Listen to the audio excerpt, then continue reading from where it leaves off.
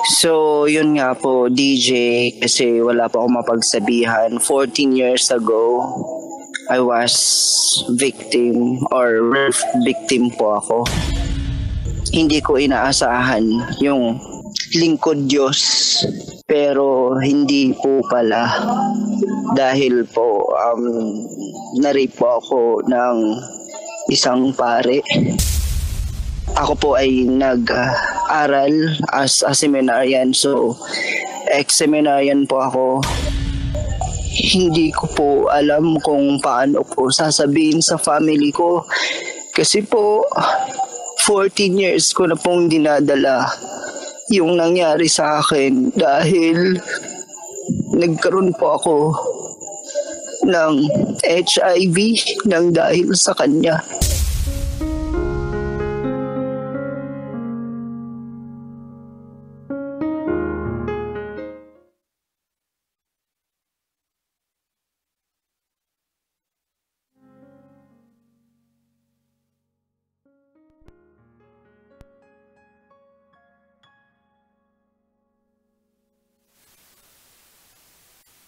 Alam mo ba, Kabisyo, kagabi, wala akong masabi o ni maibigay na advice dun sa caller sa Top Secrets.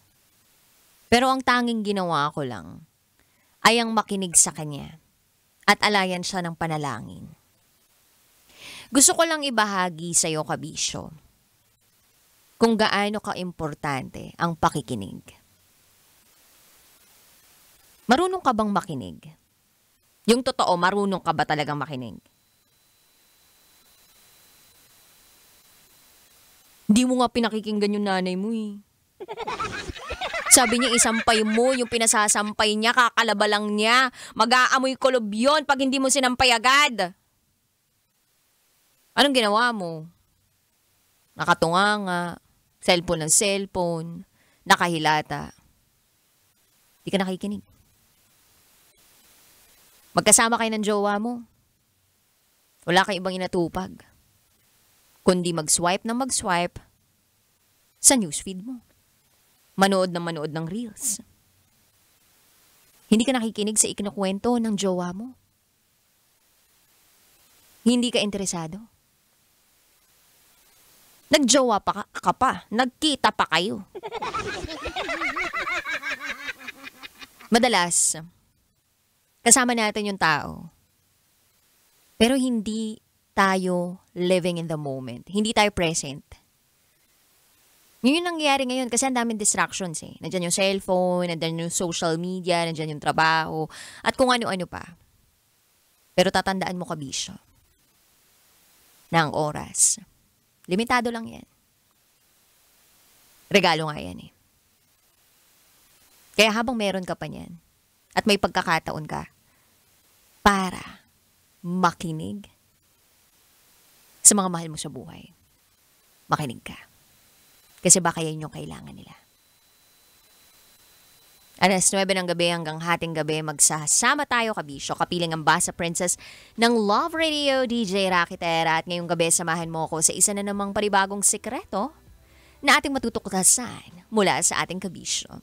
Ito na ang patikim ng DJ Rocky's Secret Files.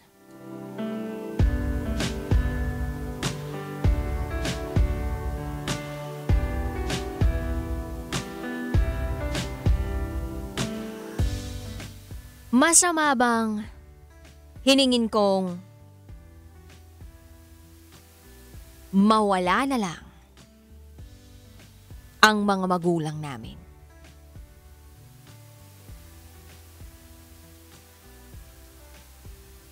Uy, paano kung hiniling mo na mawala yung magulang mo? Ano ba kasing klaseng magulang yung magulang mo? Hindi ka naman siguro aabot sa puntong hihilingin mo na mawala yung magulang mo kung merong ginawang tama yung mga magulang mo. O kung may nagagawang tama yung mga magulang mo. Bakit sobrang ayaw mo nang nandito yung magulang mo? Anong ginawa nila sa'yo at ganun kagrabe yung hinihiling mo para sa magulang mo? Marami tayong mga kabisyo out there na ang gusto nilang mangyari tumagal pa at humaba pa ang buhay ng kanilang mga magulang kasi hindi nila kakayanin na mawalay o mawala sa mundong ito ang kanilang mga magulang. Kung po pwede nga umabot pa ng 200 years, 'di ba? Why not? Pero itong sender natin, hinihiling niya na mawala ng magulang. Masama ba siyang anak para hilingin yun? Abangan po natin yan sa aking pagbabalik. Kapiling pa rin ang inyong Basa Princess, DJ Rocky Terati kay nakatutok sa 90.7 Love Radio. Kailangan pa bang i-memorize yan? Basic. Up next, it is DJ Rocky's Secret Files. Sinira ng tatay ko ang pagkababae ko. Siya. May secret affair kami ng office mate ko. Hindi ko matigilan kasi sobrang galing niya sa... Rocky's Secret Files. Secret Files. It's the kind of bleep you never knew existed. Kunwari inosente pero boy naman pala. Rocky's Secret Files. Secret Files.